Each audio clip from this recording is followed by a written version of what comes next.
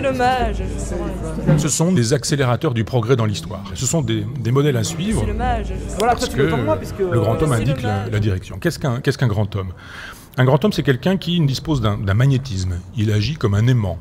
Et l'aimant, quand vous voyez ce qu'il produit avec de la limaille de fer désordonnée, il organise ce qui était chaotique a priori. C'est-à-dire le magnétisme, c'est l'occasion de donner une forme à la force qui sinon est chaotique. Le grand homme, c'est quelqu'un qui a la capacité de voir plus haut et plus loin. Et les hommes voient à une certaine hauteur, le grand homme voit plus haut, sur un certain nombre de sujets. Le grand homme a une pensée plus vive et plus rapide.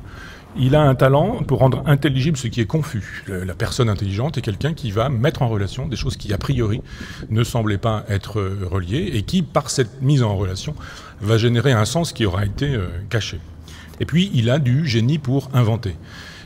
On n'avait pas songé avant lui que quelque chose puisse être possible. Après lui, on découvre que c'est une évidence et que ça ne pouvait pas ne pas avoir lieu. Donc le grand homme, c'est une espèce d'occasion, là encore, de cristallisation d'un certain nombre de forces qui sinon sont chaotiques et sauvages.